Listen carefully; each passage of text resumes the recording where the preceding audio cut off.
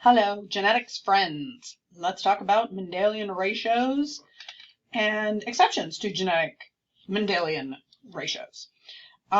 Genes are present on two homologs, like two chromosomes, right? One from your mom, one from your dad. They're segregated and assorted independently during gamete formation, so you don't actually know which one you're going to get from which parent. Ratios are modified when gene expression does not adhere to one of these rules.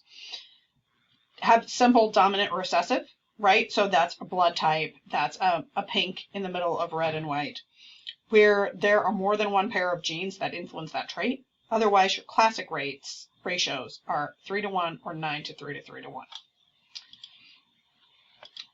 So in diploid organisms, that's you're a diploid organism, with a homologous pair of chromosomes, also you, two copies of each gene, also you, influence the inheritance of traits. Each copy of the gene is called an allele, and alleles occur within populations, and that's how we do population genetics.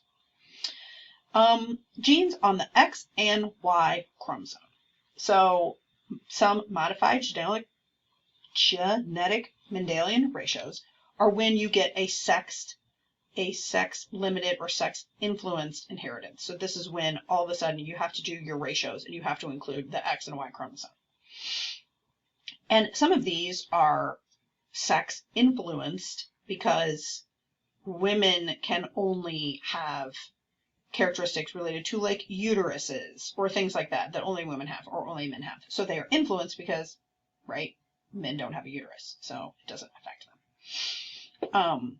Expression of the traits can vary depending on the overall environment in which the gene is exposed. So we'll talk about Himalayan rabbits and things like that. Again, we have alleles. Alleles are the alternate forms of the same gene. So big A, little a, whatever you want to call it. They are the wild type is normal, and we only say that in terms of like flies or things that have diseases. We don't say brown hair is normal and everything else is not normal. The wild type is the allele that occurs most frequently in the population.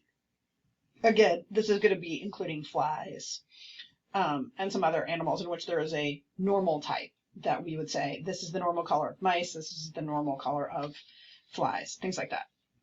Mutations are the source of modified genetic information. So the mutant allele contains modified genetic information and often specifies an alternate gene product. So red eyes are normal in flies. White eye is a mutation, and it is a recessive mutation, so it is a modified genetic information. Okay, so some new phenotypes, remember phenotype is what it looks like, results from a change in function. So this can be a loss of function mutation, so it doesn't function at all. This would be albino, most diseases, or a gain of function mutation. This would be it gains a more vibrant color or a darker color or a neutral mutation. When we get into molecular, we will talk about these kinds of mutations. Note that phenotypic traits may be affected by a single mutation in just one gene. Again, we will talk about that when we get to sickle cell anemia and some other things. So a loss of function mutation. Mutation in the gene causes change in the enzyme, the conformation of the enzyme, the folding of the enzyme.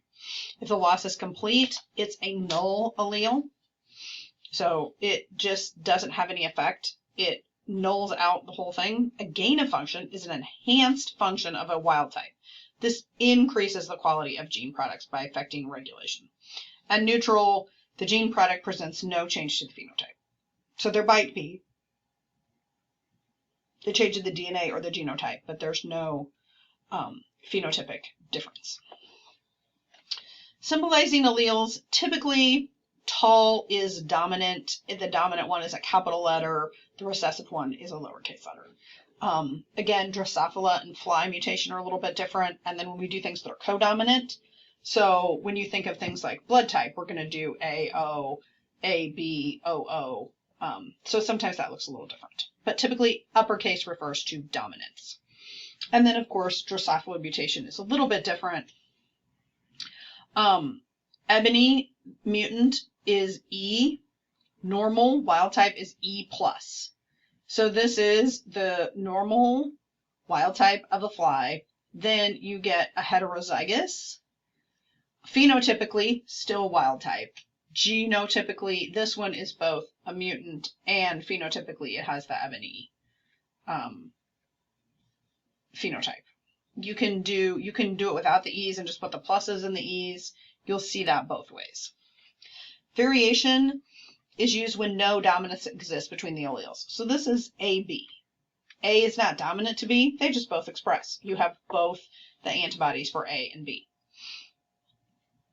This would be an uppercase italic letters and superscripts used to denote alternative alleles. Functions of genes or disorder caused by a mutant gene. There are a lot of ways to write these down. Typically, you just have to look them up depending on what organism you're looking at. If you're looking at C. elegans or plants or yeast or bacteria or humans. Yeast CDK represents the cyclin-dependent kinase gene. It's a product involved in cell cycle regulation, and it's often experimented with. Bacteria, the LEU or LU refers to the mutation that interrupts the biosynthesis of amino acid leucine. The symbol DNAi represents bacterial genes involved in DNA synthesis, and some of us have heard of the BRCA1 gene, and it's associated with breast cancer. So you can see there's just a lot of ways that we make a symbol for these genes. There's not one, not everything's going to be big A, little a. We have talked about this in class. We've done some problems like this where we have the intermediate phenotype results from a cross between parents with contrasting traits. So this is our A, big A, little a, but in the middle you get pink, right? So you have a dominant red, white is recessive, but in the middle, this is just an incomplete. There's not enough red pigmentation to make red, so you get pink. It's just a watered down pink, if you will. This happens in snapdragons. They have incomplete dominance. So your F1, let me review this. F1 is the filial generation. So that is the parents. And so the F1, the parents, the offspring of the parents have pink flowers. And what you did here probably was did a red with a white, and you got the F1, which is pink flowers. Now you're going to breed the F1s together. I know they're brothers and sisters, but it's plants, so it's totally fine. And you're going to get a 1 to 2 to 1 ratio, right? A fourth red, a half pink, a fourth white. In this case, each genotype has its own phenotype. Does that make sense? Because the heterozygous have a different phenotype. Incomplete dominance. There it is. Again, we've talked about it. Tay-Sachs disease, it's a biochemical disorder. The homozygous recessives affected by a fatal lipid storage. So the hemosaccharomylase A activity is absent, and the enzyme involved in lipid metabolism. Normal heterozygous has one copy of the mutant gene. Half of the enzyme activity compared to the homozygous normal carriers. So you're normal, you have some effects, or you completely have the disease. So this is saying that the heterozygous individuals carry one copy of the mutant gene. And they have half the enzyme activity. Codominance. Let's see if we can get this one in really quick before this video ends. This is what we're saying. 2 alleles each produce a product. So one produces black, one produces white. Together, you have black and white fur that looks brown. Joint expression. Both are producing their A, B, codominance. One produces A, one produces B. They're codominant. A isn't dominant or recessive over B. There's not really a dominant or recessive. A isn't dominant over recessive. They're using the MN blood group. I use the AB. This is just a different blood group in humans. It's characterized by the antigen glycoprotein. 2 forms of the glycoprotein exist, designated MNN. Another type of blood type. Individuals may exhibit either one or both. You're either M, you're N, or you're MN. And this is under the control of chromosome 4. So here's the MN blood groups. You're either M, you're MN, or you're N. There's no O. It makes it a little bit easier. Mating's